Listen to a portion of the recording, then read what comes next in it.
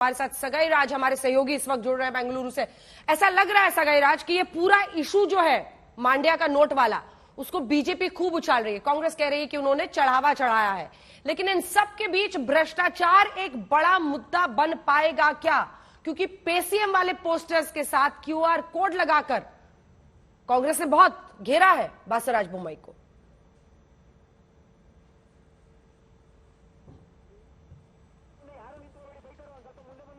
Plate में sir कर चुका है कांग्रेस बीजेपी के पास। अभी देखा तो बीजेपी इसके ऊपर बोल रही है कि लोगों को बहुत चीप समझ रही है, इसलिए वो पैसे फेंक रहे हैं। मगर कांग्रेस बोल रहा है कि ये जो फॉलो कर रहे कांग्रेस वो इतिहास है, जब भी वो पूजा करते किसी का देवता को उसी टाइम पे पैसे देते हैं, वही कर रहे थे। पैसा देना है तो सबको दे सकते, क्यों खाली उसी जगह पे जहाँ पे देवता था, जहाँ पे पूजा कर रहे थे, उधर ही उन्होंने पैसे देने के वजह से उन्होंने फेंका है। अभी आप जैसे बोले थे करप्शन चार्जेस, भ्रष्टाचार चार्जेस जो बीजेपी के ऊपर है, वो बहुत बड़ा इंपैक्ट हो रहा है बीजेपी के ऊपर, क्योंकि जो ऑनलाइन कैंपेन है, सोशल मीडिया कैंपेन है कांग्रेस का, वो बहुत मजबूत था।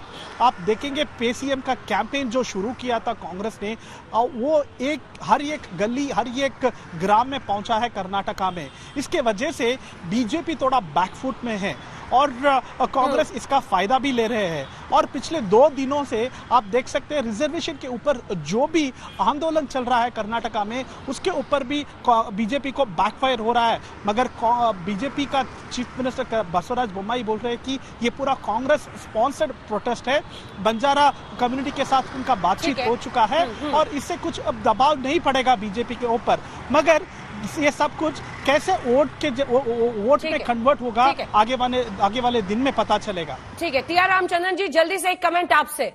आपके अनुभवी नजर से समझना चाहेंगे कि किसका पलड़ा भारी दिख रहा है।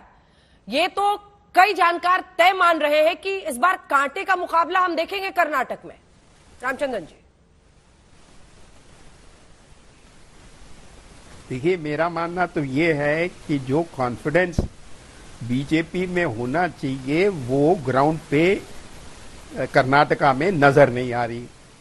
यहां जो लोग हैं लीडरशिप, उनका भी ये मानना है कि वो डिली डाली कर रहे हैं। वो ये नहीं कह रहे हैं कि अगर ये लोग इलेक्शन से पहले ये कोई चीज छोड़ते नहीं है, कहते हैं कि हम जीत रहे हैं, हमको इतने सीटों में से इतने सीट आएंगे, इस बार बिल्कुल चुप हैं। इसका क्या मीनिंग निकालेंगे आप कि उन्होंने जो सोचा कि उन्होंने शायद कर्नाटका में पिछले 5 साल में जो काम किया है उसका नतीजा अच्छा होगा।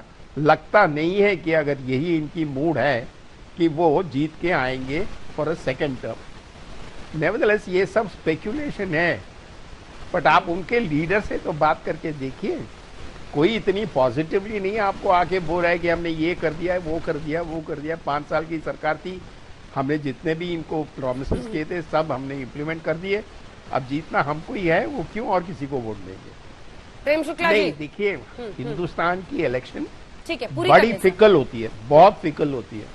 आप हाथ तान के नहीं बैठ सकते कि आप जीत रहे हैं। दोनों की बातों का जवाब दीजिए प्रेम जी। एक तो कह रहे हैं आराम से नहीं बैठ सकते, बहुत कॉन्फिडेंस दिख नहीं रहा आपके नेताओं में, वो बता रहे हैं टीआर रामचंद्रन जी। और संदीप शास्त्री जी ने इससे पहले बताया कि प्रधानमंत्री को ही आप लोग हर जगह आगे करते हैं, राज्य सरकार, राज्य के मुख्यमंत्री, उनको थोड़ा सा बैक सीट दे देते हैं, आपको डर होता है एंटी इनकम्बेंसी ना हो जाए। देखिए, हमारे पास प्रधानमंत्री जी का जब इतना जबरदस्त हमारे पास चेहरा है, जिसका हर चुनाव में लाभ होता है, अखिल भारतीय लाभ होता है, तो उसका लाभ क्यों नहीं उठाए?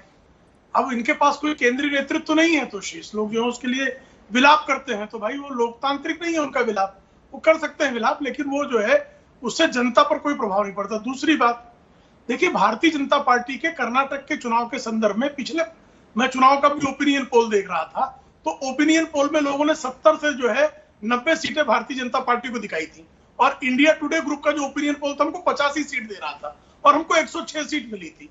तो हमको कर्नाटक में अंडर वैल्यू करने की कोशिश ओपिनियन पोल में हर बार होती है और हर बार जो है ये गलत सिद्ध होता है। इस बार भी गलत सिद्ध होगा। राजपूत जी, ऐसे में आप लोग कहां टिकेंगे?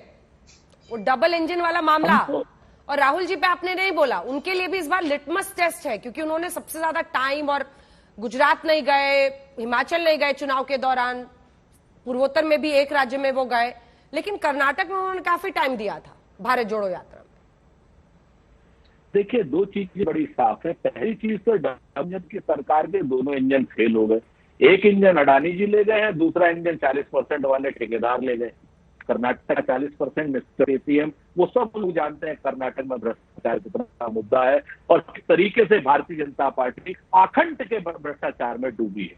और रही बात ऊपर वाली, तो सच बात है कि सेंट्रलाइज भ्रष्टाचार जिस तरीके से क्या नाम अडानी जी का प्रकरण आ रहा है कि 20,000 करोड़ किसके हैं, कहां से शेल कंपनियां हैं, तो जनता सारा का सारा तय करेगी। राहुल गांधी जी हमारे नेता है, नेतृत्व उनका है, तो निश्चित तौर पर रणदीप सुरजेवाला जी वहां के प्रभारी हैं और पूरे तरीके से वहां लगे हुए हैं। हमें तो पूरा का पूरा भरोसा है कि राहुल जी के नेतृत्व में श्री रणदीप सुरजेवाला जी और डीके शिव कुमार साहब और सिद्धरमैया जी या मुनियप्पा जी, ये सब लोग पूरी तरीके से वहां गांव गांव तक जा रहे हैं, पांव पांव तक जा रहे हैं, नगर नगर जा रहे हैं, डगर डगर जा रहे हैं और हर जगह से एक ही आवाज आ रही है कि भारतीय जनता पार्टी की भ्रष्टाचारी सरकार से मुक्ति दिलाइए। जिस तरीके से झूठ बोल रहे हैं, डीके शिव कुमार जी के ऊपर आरोप लगा रहे हैं, ये इनका हताशा और निराशा सीधे सीधे बासोरा बोम्मई जी की और भारतीय जनता पार्टी की दिखाई दे रही है। अंजना जी, कि मंदिर के चढ़ावे को भी भ्रष्टाचार मानते हैं, तो कहते हैं ना कि जाती रही भावना जैसी प्रभु मूरत देखी चिंते सी, क्योंकि भ्रष्टाचारी लोग हैं तो मंदिर के चढ़ावे को भी भ्रष्टाचार मान रहे हैं।